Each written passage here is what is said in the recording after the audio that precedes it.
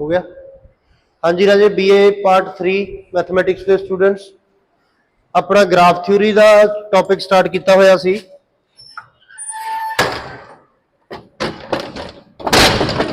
Discrete mathematics के विचों B section के विच ग्राफ थ्योरी का काम चल रहा सीगा। इहदे नाल दी आपां ने डेफिनेशन वर्क काफ़ी कंप्लीट कर लिया सी। अज आपां गल करते हैं नैक्सट डेफिनेशन की आइसोमॉर्फिक ग्राफ्स की। जिवें नाम तो क्लीयर आ, आइसोमॉर्फिक ग्राफ्स। आइसोमॉर्फिज्म की होंदी है, कोई दस सकता है? नहीं वन। चलो आपां अपने ग्राफ ते आउने आ, ग्राफ थ्योरी ते वापस। किसी दो ग्राफ्स नूं आपां आइसोमॉर्फिक ग्राफ्स कहांगे जे उन्हां दे कोले नंबर 1 ते सेम नंबर ऑफ वर्टिसेस होण, नंबर 2 ते सेम नंबर ऑफ एजिज होण, same number of vertices, same number of edges and equal number of vertices with given degree. मैं शॉर्ट जिहा करके समझाउण दी कोशिश करदा भी 1 डिग्री वाले वर्टेक्स जिन्ने पहले ग्राफ के कोल ने उन्ने ही 1 डिग्री वाले वर्टेक्स दूजे ग्राफ के कोल ने। 2 डिग्री वाले वर्टेक्स की काउंटिंग जिन्नी पहले ग्राफ के विच है उन्नी 2 डिग्री वाले वर्टेक्स की काउंटिंग दूजे ग्राफ के विच है। जिन्ने 3 डिग्री वाले वर्टेक्स पहले ग्राफ के विच ने उन्ने ही 3 डिग्री वाले वर्टेक्स सैकेंड ग्राफ के विच ने। If we can say any two graphs are look like similar, not in shape but according to number of edges, number of vertices and number of vertices with the given degree, then that two graphs are called isomorphic graphs. Symbol of isomorphic graphs is this.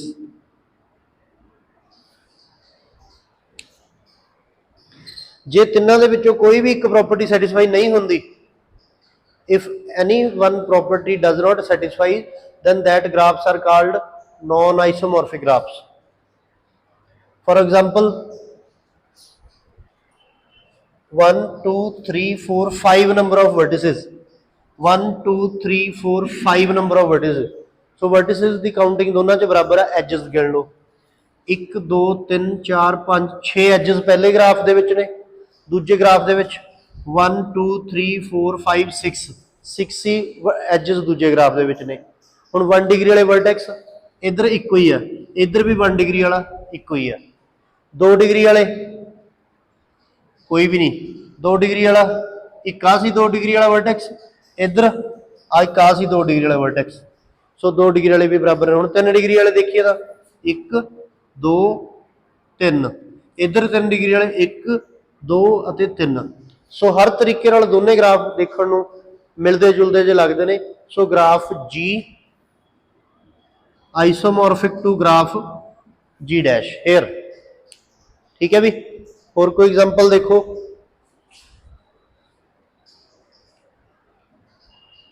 जिवें हुण आ सीगी इहदे विच की है, firstly we count vertices 1 2 3 4 5 6 vertices, 1 2 3 4 5 6 vertices.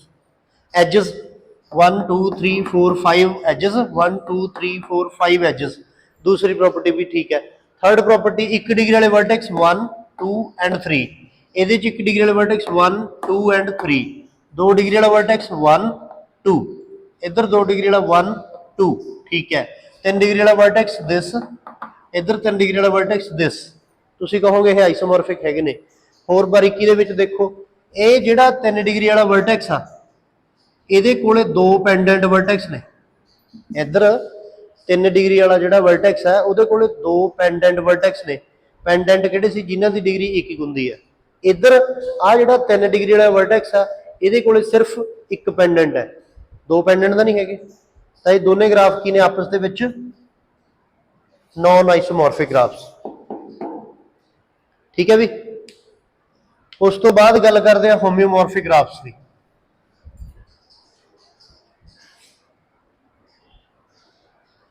Homeomorphic graphs, graph G is given any graph G, we have to obtain a new graph by dividing the edges, addition of vertices। कि edges नूं divide करके vertex add करना, मतलब कि जिवें पहला कोई as लग्या होया उस एज के उपर ही वर्टेक्स लगा दो, 1 लगा दो भावें 2 लगा दो। जिवें आ सीगा, आ मेन ग्राफ जी सीगा, ਇਹਦੇ ਤੋਂ ਆਪਾਂ ਨੇ ਆਹ ਗ੍ਰਾਫ ਬਣਾ ਲਿਆ, ਇਹਦੇ ਇਸ ਐਜ ਦੇ ਉੱਤੇ ਵਰਟੈਕਸ ਲਗਾਤਾ, ਇਸ ਐਜ ਦੇ ਉੱਤੇ ਵਰਟੈਕਸ ਲਗਾਤਾ। ਇਹਦਾ ਮਤਲਬ ਐਜਸ ਕੀ ਹੋ ਗਏ, ਡਿਵਾਈਡ ਜੇ ਹੋ ਗਏ ਲੱਗਦੇ ਨੇ। ਵੱਡਾ ਐਜ ਸੀ ਉਹਨੂੰ ਡਿਵਾਈਡ ਹੋ ਕੇ ਛੋਟਾ ਰਹਿ ਗਿਆ, ਪਰ ਵਰਟੈਕਸ ਵੱਧ ਗਏ। ਇਹ ਗ੍ਰਾਫ ਸੀ ਗ੍ਰਾਫ ਦੇ ਹੋਮਿਓਮੋਰਫਿਕ ਹੈ। ਉਸੇ ਤਰੀਕੇ ਨਾਲ ਇਸ ਗ੍ਰਾਫ ਤੋਂ ਹੋਰ ਗ੍ਰਾਫ ਤਿਆਰ ਕਰ ਲਓ, ਇੱਥੇ ਕਿ ਜੇ ਕੋਈ ਵਰਟੈਕਸ ਲਗਾ ਦਿਓ। ਇਹ ਗ੍ਰਾਫ ਇਹਦੇ ਹੋਮਿਓਮੋਰਫਿਕ ਹੋ ਗਿਆ, ਇਹ ਦੋਨੇ ਗ੍ਰਾਫ ਇਹਦੇ ਹੋਮਿਓਮੋਰਫਿਕ ਹੋ ਗਏ। ਸੋ ਇਸ ਤਰੀਕੇ ਨਾਲ ਆਈਸੋਮੋਰਫਿਕ ਅਤੇ ਹੋਮਿਓਮੋਰਫਿਕ ਗ੍ਰਾਫ ਦੇ ਬਾਰੇ ਪੜ੍ਹਦੇ ਹਾਂ ਆਪਾਂ।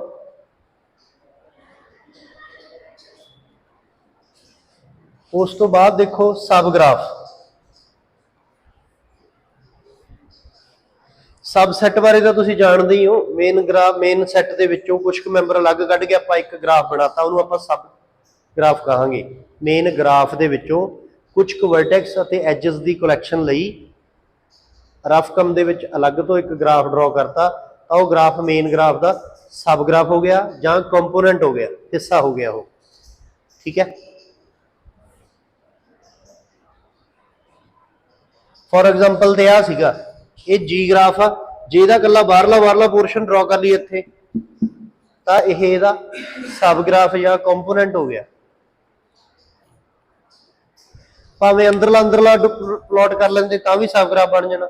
ਜੇ ਆਹ ਚੀਜ਼ਾਂ ਵੀ ਲੈ ਲਓ, ਦੋਨੇ ਸਾਰੀਆਂ ਲੈ ਲਓ, ਤਾਂ ਇਹ ਫੁੱਲ ਸਬ ਗ੍ਰਾਫ ਬਣ ਜਾਊ। ਮਤਲਬ ਕੋਈ ਗ੍ਰਾਫ ਆਪਣੇ ਆਪ ਦਾ ਫੁੱਲ ਸਬ ਗ੍ਰਾਫ ਹੁੰਦਾ।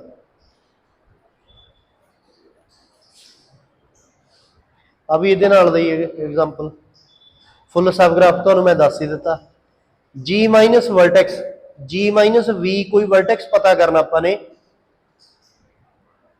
ਜੀ ਮਾਈਨਸ ਵੀ ਦਾ ਮਤਲਬ ਕੀ ਹੈ, ਮੇਨ ਗ੍ਰਾਫ ਜੀ ਦੇ ਵਿੱਚੋਂ ਦਿੱਤੇ ਗਏ ਵਰਟੈਕਸ ਨੂੰ ਡਿਲੀਟ ਕਰਨ ਤੋਂ ਬਾਅਦ ਨਵਾਂ ਵਰਟੈਕਸ ਪਲਾਟ ਕਰਨਾ। ਹੁਣ ਜਦੋਂ ਨਵਾਂ ਵਰਟੈਕਸ ਡਿਲੀਟ ਕਰਾਂਗੇ, ਦਿੱਤਾ ਹੋਇਆ ਵਰਟੈਕਸ ਡਿਲੀਟ ਕਰਾਂਗੇ, ਤਾਂ ਉਹਦੇ ਨਾਲ ਜੁੜੇ ਹੋਏ ਐਜਸ ਵੀ ਡਿਲੀਟ ਕਰਨੇ ਪੈਣਗੇ। ਵਰਟੈਕਸ ਜਿਹੜਾ ਵੀ ਆਪਾਂ ਡਿਲੀਟ ਕਰਨ ਜਾ ਰਹੇ ਹਾਂ, we have to delete all its incidence edges also।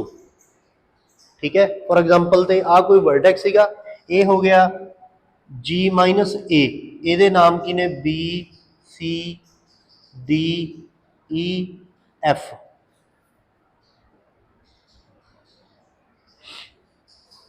ਆਪਾਂ ਨੂੰ G ਮਾਈਨਸ A ਗ੍ਰਾਫ ਤਿਆਰ ਕਰਨ ਨੂੰ ਕਿਹਾ ਗਿਆ ਸੀ। G ਮਾਈਨਸ A, ਤਾਂ A ਨੂੰ ਵੀ ਡਿਲੀਟ ਕਰ ਦਿਓ, A ਦੇ ਨਾਲ ਆ ਜਿਹੜੇ ਦੋ ਐਜਸ ਜੁੜੇ ਹੋਏ ਨੇ ਇਹ ਵੀ ਡਿਲੀਟ ਕਰ ਦਿਓ। ਆ ਨਵਾਂ ਬਣਿਆ ਗ੍ਰਾਫ ਕੀ ਆ ਜਾਊਗਾ, G ਮਾਈਨਸ A। ठीक है भी। किसी वर्टेक्स को डिलीट करने वेले उसके साथ में इंसिडेंस जो जो भी एजेस हैं वो भी डिलीट करने पड़ेंगे। ठीक है ना, समझ में आ गया।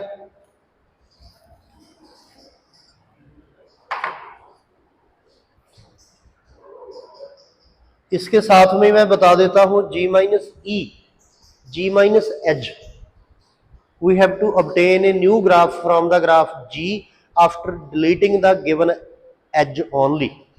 जेड़ा भी एज कहा गया सिर्फ वही डिलीट करना है, कोई वर्टेक्स नहीं डिलीट करना है। ठीक है, जिवें ये सी इहदे विचों G माइनस ए बी तैयार करना तुसीं। ये मेन ग्राफ है तुहाडा G, G ग्राफ दे विचों ए बी वाला एज डिलीट कर दो तो ए कल्ला पिया रह जाऊगा, आइसोलेटेड वर्टेक्स पिया। G माइनस बी सी तैयार करना है तो कल्ला बी सी वाला वर्टेक्स डिलीट कर दो, आ वाला विच वाला, बाकी एज उवें ने। सो ग्राफ दे विचों एजेस डिलीट करके नवा ग्राफ बनाना, ग्राफ दे विचों वर्टेक्स डिलीट करके नवा ग्राफ बनाना तुसीं सीख गए होवोगे मेरे ख्याल दे विच।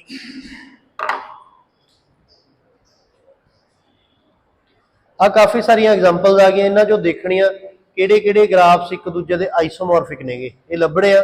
कई चीज़ां इहदे विच मिसटेक्स नेगियां, ध्यान नाल कवर अप कर लिओ।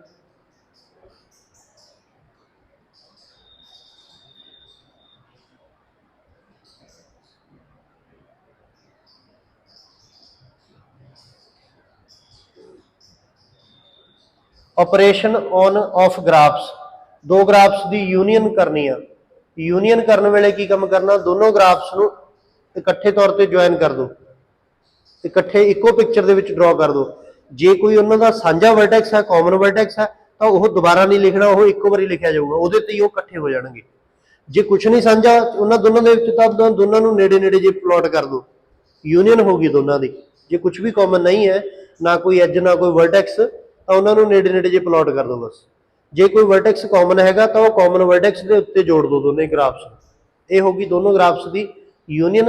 ये नाल ही इंटरसैक्शन है कि intersection of two graphs is common vertices and edges only. सिर्फ जेडे जेडे कॉमन होंगे वो ड्रॉ करने अपने। फॉर एग्जाम्पल तो आप देखते हैं इतने हुण आ ग्राफ है, एक आ पहला ग्राफ है G1, एक आ दूजा ग्राफ है G2। इन्हों के कोले कॉमन वर्टेक्स आ V1, तो ये इत्थे V1 से जुड़ गए। आ पहला ग्राफ हो गया, आ दूजा ग्राफ हो गया, V1 के उपर कंबाइन करते दोनों की यूनियन आ गई। जे इन्होंने दोनों की इंटरसैक्शन पूछता तो इंटरसैक्शन की हो जानी सी G1 इंटरसैक्शन G2 की, सिर्फ कला वर्टेक्स V1, होर तो कुछ कॉमन है ही नहीं इन्होंने विच। ये कोले लूप है, अलग अलग एजेस ने, ये है नहीं, कला इको ही वर्टेक्स आ जाना सी। सो दो ग्राफ्स की यूनियन ते इंटरसैक्शन समझ लग गई।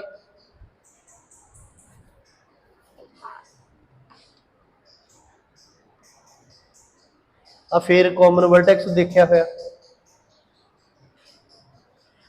हुण देखो एक एग्जाम्पल आ रही है इत्थे, इस एग्जाम्पल दे विच की कहा गया, पढ़न की कोशिश करो, तुहाडे सामने तुहाडियां बुक्स ने या स्क्रीन है। What is the total number of edges in KN। KN की हो गया complete graph with N vertices.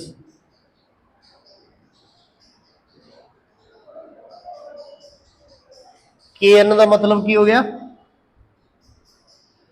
Complete graph with N vertices. कि एजेस किन्ने होणगे इहदे विच, कोई भी एज आ जिहड़ा, वैसे तो थ्योरम पढ़ी सी आपां ने, theorem number 5, 5th theorem on graph theory, number of maximum number of edges in a complete graph with N vertices कितना आया सी, ਇਹਦੀ value N into N minus 1/2 आई सी। सेम वही थ्योरम नाल आंसर आ गया N इंटू N माइनस 1/2। या ये कहना जदों भी कोई एज लगाने उहदे लई घट्टो घट्ट 2 वर्टेक्स की लोड़ हुंदी है। कोई भी एज है जिहड़ा 2 वर्टेक्स के विच ही लगदा, एक शहर तो दूजे शहर तक जाण दा जिहड़ा रस्ता आ वो पहले तो दूजे दे नाल मिलूगा। जे आपां लूप की गल करिए उसे तो घूम के उसे ते आ गए तां भी एक वर्टेक्स 2 बारी गिणिया गया। ਇਹਦਾ मतलब कोई भी एज लगाउण दे लई आपां नूं किन्ने वर्टेक्स की लोड़ पैंदी आ, 2 दी। हुण टोटल किन्ने वर्टेक्स ने अपने कोले N, ਇਹਦਾ मतलब आपां ने N दे विचों 2 वर्टेक्स लैणे आ, तो NC2 का फार्मूला लगा दो, N factorial over 2 factorial N minus 1 2 factorial. ठीक है, इस तरीके ना कढ़ लो। कई चीज़ां यह जिहियां ने जिहड़ियां अपनियां पहलां ही पढ़ियां हुई ने, वो दोबारा तो किसी होर फॉर्म च आ रही ने।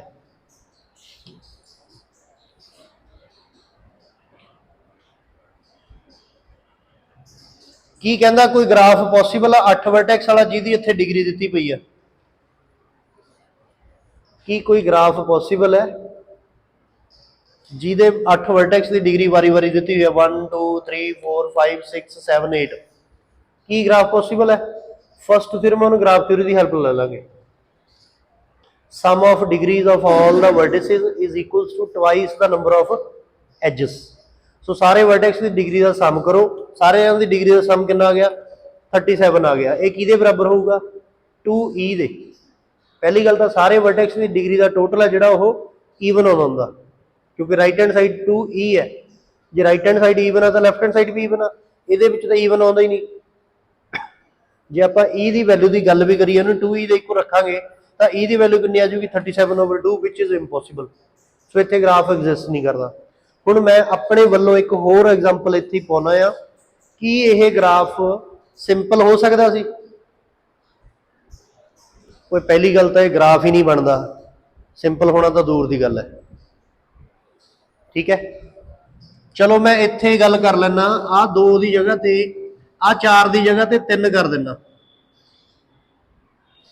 हुण इहदा टोटल कितना आ जाऊगा 36 आ जाऊगा।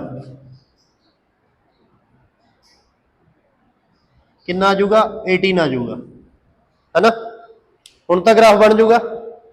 मैं तुहानूं पुछ रहा कि की यह ग्राफ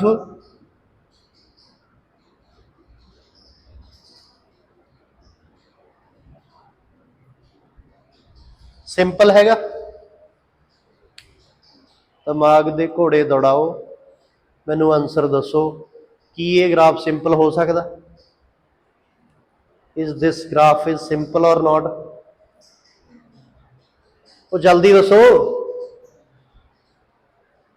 ਜਮਾ ਹੀ ਮੂਰਤਾਂ ਹੋ ਤੁਸੀਂ ਤਾਂ, ਮੂਰਤਾਂ ਤਸਵੀਰਾਂ ਐਨ ਬਸ ਕੰਧਾਂ ਨਾਲ ਕੁਰਸੀਆਂ ਮੇਜ਼ਾਂ ਨੂੰ ਪੜਾ ਕੇ ਮੁੜ ਜਾਂਦਾ ਮੈਂ ਤਾਂ। ਸਿੰਪਲ ਗ੍ਰਾਫ ਦੀ ਥਿਊਰਮ ਨਹੀਂ ਸੀ ਕੀਤੀ, ਥਰਡ ਥਿਊਰਮ 2 ਲਾਈਨਾਂ ਚ ਆਨਸਰ ਆਇਆ ਸੀ। ਥਰਡ ਥਿਊਰਮ ਦੀ ਕੀ ਸਟੇਟਮੈਂਟ ਸੀ? ਮੈਂ ਤੁਹਾਨੂੰ ਬਾਰ-ਬਾਰ ਕਿਹਾ ਉਹ ਪੁੱਤਰੋ ਪੜ੍ਹ ਲਓ ਇਹਨਾਂ 5 ਥਿਊਰਮਸ ਨੂੰ, ਇਹ ਬਾਰ-ਬਾਰ ਕੰਮ ਆਉਣਗੀਆਂ ਪੇਪਰਾਂ 'ਚ, ਇਹਨਾਂ 'ਚ ਕੋਈ ਆ ਸਕਦੀ ਹੈ। ਤੁਸੀਂ ਫੇਰ ਉਹੀ ਲਕੀਰ ਦੇ ਫਕੀਰ ਹੋ ਵੀ ਨਹੀਂ ਪੜ੍ਹਨਾ ਤਾਂ ਅਸੀਂ ਨਹੀਂ ਪੜ੍ਹਨਾ, ਸਾਨੂੰ ਕੋਈ ਪੜ੍ਹਾ ਕੇ ਦਿਖਾਵੇ, ਸਾਨੂੰ ਘਰ ਦਾ ਕੋਈ ਕੰਮ ਕਰਾ ਕੇ ਦਿਖਾਵੇ। ਨਾ ਅਸੀਂ ਘਰ ਦੇ ਕੰਮ ਕਰੀਏ ਨਾ ਅਸੀਂ ਪੜ੍ਹੀਏ, ਅਸੀਂ ਢੀਠ ਦੇ ਹੈ ਢੀਠ ਹੀ ਰਹਾਂਗੇ। थर्ड थ्योरम की see? In a simple graph with n vertices maximum degree of any vertex is n-1। Simple graph में अगर n वर्टेक्स है तो ज्यादा से ज्यादा डिग्री कितनी हो सकती है? n-1। ये तो पॉसिबल ही नहीं है। 8 वर्टेक्स ने ਵੱਧ ਤੋਂ ਵੱਧ डिग्री तो 8 दिखाई दिंदी है, ये सिंपल नहीं हो सकता। एक एग्जाम्पल ਨੂੰ किन्ने मर्जी तरीके ਨਾਲ ਪੁੱਛ ਲਓ, पर तुसी कोई कसम खाधी हुई है मैनूं लगदा भी नहीं पढ़ना तो नहीं पढ़ना बस।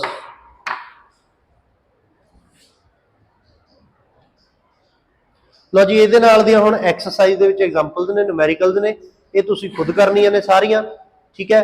जे थ्योरी पढ़ी हुई है तो एग्जाम्पल्स बहुत ईजिली हो जाएंगे। मैं मेन ते टिक करवाना, जल्दी से टिक करो। एग्जाम्पल 2 शॉर्ट आंसर का फॉर्म, जिमें 2 हाउसेस ने उन्होंने 3-3 यूटिलिटीज नेगियां, घर 2 ने उन्होंने 3-3 तरह दी लोड़ां नेगियां, तो 2 घर बना ले, हाउस 1 हाउस 2, आ उन्होंने नीड्स हो गई WGE वगैरह, तुसीं V1 V2 V3 लिख लेंदे। इनू भी 3 नाल मिला दो, इहदियां 3 लोड़ां नेगियां, इहदियां भी 3 नीड्स ने, पहला दूजा तीजा, ये हाउसेस ते यूटिलिटीज वाली प्रॉब्लम बन गई, ठीक है।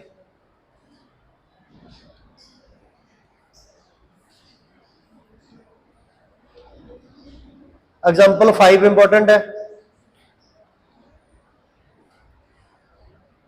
6 भी इंपॉर्टेंट है,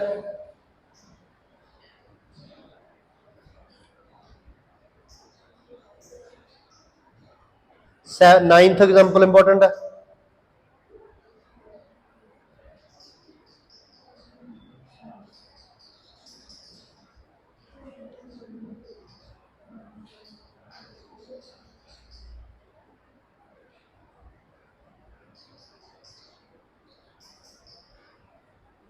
एग्जाम्पल 16 इंपॉर्टेंट है,